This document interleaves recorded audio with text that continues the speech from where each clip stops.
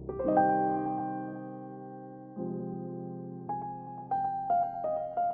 à vous, et comme promis, je vous propose une deuxième étape concernant la prière, puisque c'est le thème que nous avons gardé pour cette année, à la proposition du pape d'être en préparation de l'année jubilaire, et également ce temps de carême, puisque Jésus, comme Jésus va au désert, nous-mêmes aller au désert pour prier.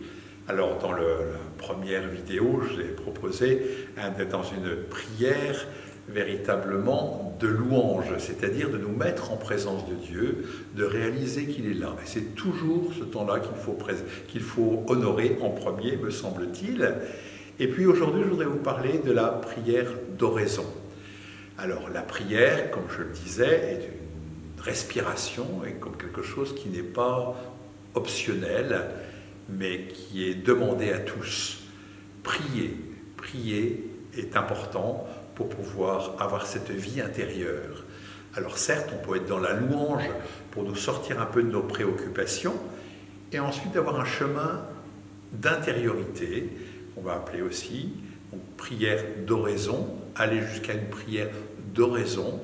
C'est un peu ce que Jésus nous dit lorsque tu pries, eh bien, retire-toi dans ta chambre, sois dans le silence et adresse-toi à ton Père qui te voit là dans le secret. Et quand Jésus va au désert, nous-mêmes, nous pouvons aller dans un temps réservé à la prière, un temps réservé, comme je le disais aussi la dernière fois, un temps réservé pour pouvoir descendre en nous-mêmes. Alors, il s'agit de se mettre en silence. Vous savez, je pense qu'il est impossible pour mon cerveau de se mettre complètement en silence, parce que lui, il produit des idées, des pensées. C'est pas grave, on les laisse. Mais je veux être dans un moment un peu de détente et descendre en moi-même pendant un temps consacré, qui va être un temps de prière, où je vais aussi être en présence de Dieu. Je peux lui dire quelques mots. C'est là où ce sera important d'avoir peut-être une prière personnelle, mais également pour rentrer dans ce temps d'oraison, de partir peut-être de la lecture de la parole de Dieu, comme étant vraiment très structurant pour nourrir ce temps. Je ne suis pas seul, je me retire en mon cœur pour présenter au Seigneur ce que je suis, ce qui m'habite, le temps d'oraison.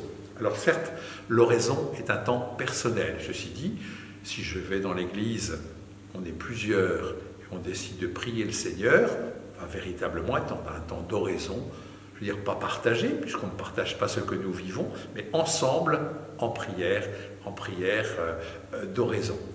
Voilà, donc c'est un petit peu complémentaire de ce que je disais, à savoir, après la louange, se dire que nous avons aussi besoin de ces temps où nous sommes seuls à seuls avec Dieu. C'est le monos, le moine, qui se retire non pas forcément dans sa chambre physiquement, mais qui se retire en son cœur pour être en présence de Dieu et faire monter vers lui, même parfois sans parole, mais aussi avec des paroles, ce qui habite mon cœur.